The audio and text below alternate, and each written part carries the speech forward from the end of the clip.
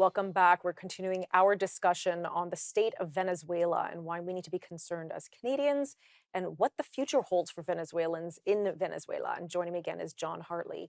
Jon, before the commercial break, you kind of gave us a nice overview of the history of Venezuela. And I think for many of our viewers, it may come as a shock that, here's a country that in the middle of the 1900s was an economic powerhouse in the world, not just in that region. And yet now, with inflation run amok, there's extreme poverty. For many Venezuelans and working class Venezuelans, working age, there's simply a very little future. The future is bleak for them. Can you please explain how that shift happened? I know you mentioned, well, Hugo Chavez, he kind of nationalized a lot of their industries. But why would something like that cause that the socialization of a country? Why does that cause such economic despair for citizens? Yeah, what happens is, with things like, price controls, things of that nature, which may seem to be well intentioned, to keep prices low on various food items. What often happens is you end up getting shortages, and what happens is you don't get enough incentives on the part of producers to actually make such goods. And ultimately, what happens is, you get things like food shortages, things like bread lines, things of that nature, that end up having just awful, calamitous effects. And that over the past 5 years or so has sort of hit a new zenith. What's also happened too is, you've seen the Maduro government, look to going into Guyana to try and extract oil from its neighboring country. And there's a lot of extremely concerning things that have been going on. Many Venezuelans have fled to Colombia, for a better future and hope of a better food there.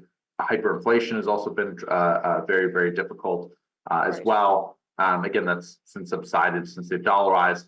But it's a huge human rights issue, a huge economic and food security issue. Right. And it's a huge challenge because Maduro has such a tough grasp on the military, and so despite these latest electoral results, which clearly seem to put Gonzalez at 2-1 ahead of Maduro. Maduro still has control of the military, doesn't seem to be letting up anytime soon, and furthermore is now in response to all the uproar around declaring these results in his favor, falsely declaring these results in his favor. What's happening now is they're making massive arrests of political opponents, and it's really unfortunately becoming a much worse situation, it seems. So let's talk about this election. So again, it sounded as if it was, like, as you said, 2-1 that the opposition party won. But let's start even before that. So one of the central figures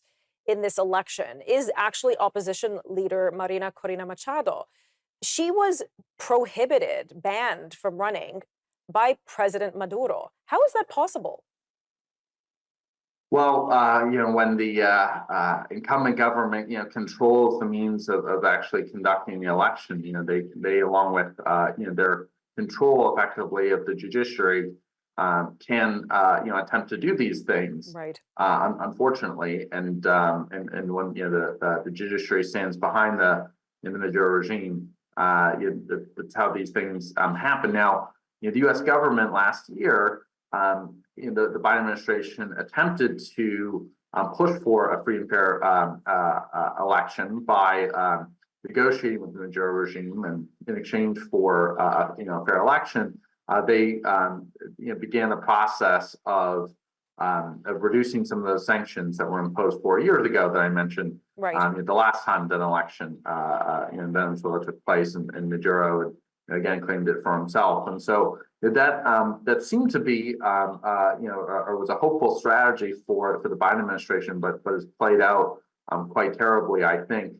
So have those sanctions been reinstated then? That's something that they've been discussing quite a bit and reimposing. Now, of course, that it's not a great look.